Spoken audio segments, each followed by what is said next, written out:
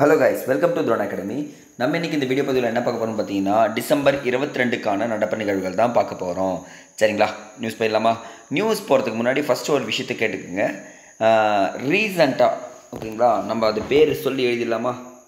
ரீசண்டாக குஜராத்தில் ஒரு அணுமின் நிலையம் திறக்கப்பட்டிருக்கு. அது என்னன்னு சொல்லிட்டு தெரிஞ்சிங்க பார்த்தீங்கன்னா, காக்ர பார். நோட் பண்ணுங்கள், எக்ஸாம் பாயிண்ட் ஆஃப் வியூவில் ரொம்ப முக்கியம். எங்கே திறக்கப்பட்டிருக்கு? குஜராத்தில். அணுமின் நிலையம்ங்க. கொஷின் கேட்பாங்க. இப்போ என்ன காக்ரபார் அணுமின் நிலையம் எங்கே திறக்கப்பட்டுள்ளதுன்னா எங்கே சொல்லணும்? குஜராத். ஓகேங்களா, இந்த நியூஸோட ஸ்டார்ட் பண்ணிடலாம். இனிமேல் டெய்லி இப்படி ஒரு இன்ஃபர்மேஷனோட ஸ்டார்ட் பண்ணிடலாம். ஓகேங்களா, ஃபர்ஸ்ட் நியூஸ் பாருங்கள். பொன்முடிக்கு 3 ஆண்டுகள் சிறை தண்டனை கொடுக்கப்பட்டிருக்கு. பட் அவருடைய பதவி இப்போ யாருக்கு கொடுக்கப்பட்டிருக்குன்னா, பிற்படுத்தப்பட்ட நலத்துறை அமைச்சராக இருந்த ராஜ கண்ணப்பனுக்கு ஒதுக்கீடு செய்யப்பட்டிருக்கு. ஓகே, பரவாயில்ல, பார்ப்போம் என்ன சொல்லிட்டு. ஓகேங்களா, பட் ஆனால் ஒரே ஒரு விஷயம் மட்டும் தான் தெரிய ஆரம்பிக்குது எனக்கு. இங்கே ஊழல் செஞ்சால் தப்பிக்க முடியாதுன்றது. ஓகேங்களா, ஓகேங்க. அடுத்தது, நாடாளுமன்றத்தில் முன்கூட்டியே முடித்து வைக்கப்பட்டது. அந்த நாடாளுமன்றம் முன்கூட்டியே முடிக்க வைக்கப்பட்டு சொல்கிறாங்க.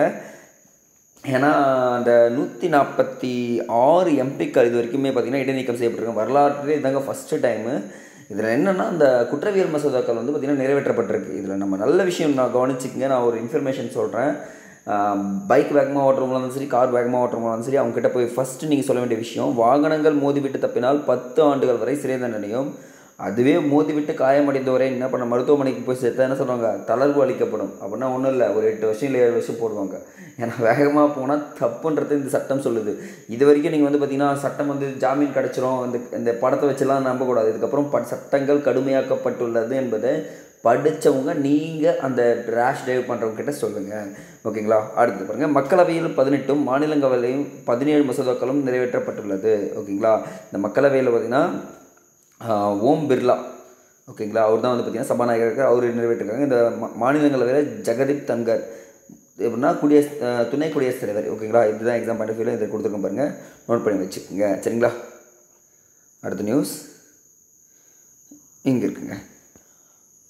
அர்ஜுனா துரோணாச்சாரியார் விருது பெற்றவர்களுக்கு ஆளுநர் வாழ்த்துன்னு சொல்கிறாங்க. இந்த ஆண்டுக்கான அர்ஜுனா விருது அறிவிக்கப்பட்டவர் யார் பார்த்தீங்கன்னா, இங்கே கொடுத்துருக்கோம் பாருங்கள்.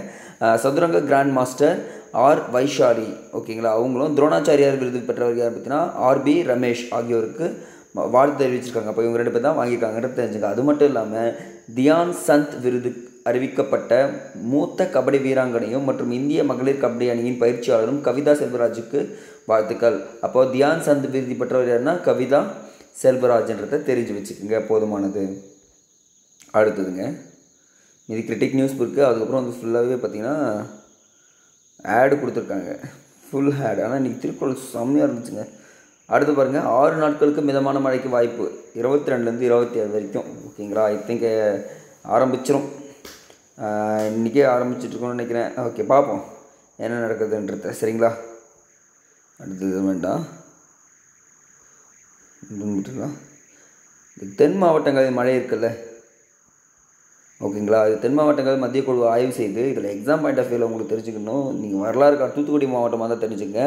அதில் முக்கியமாக காயல்பட்டினம்னு ஒரு ஊரில் இருந்துங்கன்னா, இங்கே காயல்பட்டினம் தூத்துக்குடியில் 95 சென்டிமீட்டர் மழை பெஞ்சிருக்குங்க. எவ்வளோ அதிகம் பாருங்கள், எவ்வளோ மழை?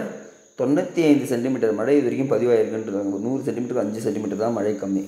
அப்போது இந்த வருஷம் பார்த்திங்கன்னா அதிகமாக மழை பெஞ்ச பகுதியில் அது ஒரு இடத்துல இருக்குது. நெக்ஸ்ட்டு ஸ்கிப் பண்ணிக்கலாம். ஓகேங்க, தோல்வியை சுற்றி இது மழையை பற்றி பேசியிருக்காங்க. ஓகேங்க, திருக்குறள் பற்றலாமா? வீறு எய்தி மாண்டார் வினைத்திட்பம் வேந்தன் கண் ஊறு எய்தி உள்ளப்படும் அப்படின்னு சொல்கிறாங்க. அப்படின்னா என்னென்னா, ஒருத்தன் செயல்திறனால் பெருமை பெற்று உயர்ந்தவரின் வினைத்திட்பமானது, ஒரு செயலை செஞ்சு அவனால் உயர்ந்திருப்பான். அவனுடைய தகுதி எப்படின்னா, நாட்டை ஆளும் அரசனுக்கு நிகரான தகுதியாக இருக்குமா. அப்படின்னா அவன் இந்த நாட்டையே ஆளலாமா. அப்போ ஒருத்தருடைய செயல் தான் வந்து பார்த்திங்கன்னா அவனுடைய தகுதியும் அவனுடைய செல்வாக்கையும் உயர்த்துதுன்னு சொல்கிறாங்க. ஓகேங்களா, இந்த இடத்துல செயல்.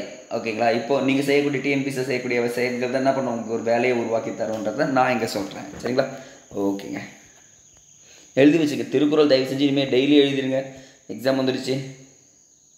ஓகே, இது பாருங்கள். தேர்தல் ஆணையர் நியமன மசோதா நாடாளுமன்றத்தில் நிறைவேற்றும் அப்படின்னு சொல்கிறாங்க. நிறைவேற்றிருக்காங்க, நிறைய சேஞ்சஸ் கொண்டு வந்திருக்காங்க. பார்ப்போம். அதில் என்னென்னா, தலைமை தேர்தல் ஆணையர்கள் நியமனங்களை பொறுத்தவரையில் தற்போது மத்திய அரசுடைய பரிந்துரையில் குடியரசுத் தலைவர் நியமனம் செய்கிறாங்க.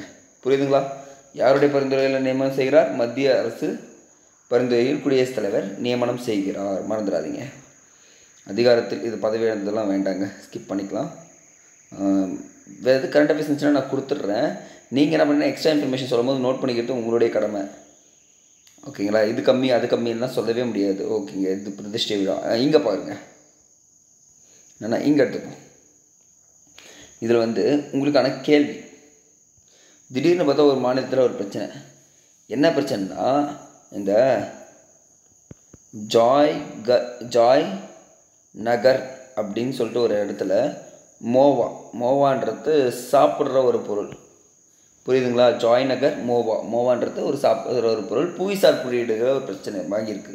அப்போது ஜாய் நகர் மோவா எந்த மாநிலத்தின் புவிசார் குறியீடை பெற்றுள்ளது? எந்த மாநிலம் கேட்டிருக்கேன். மோவான்றது சாப்பிட்றது, அது நல்லா செம்ம டேஸ்ட்டாகவும் இருக்கும், நானும் சாப்பிட்ருக்கேன். ஓகேங்களா? ஓகே, நீங்கள் பார்க்கலாம் எத்தனை பேர் சொல்கிறீங்கன்னு சொல்லிட்டு. அடுத்த வீடியோ சந்திக்கலாம். நன்றி.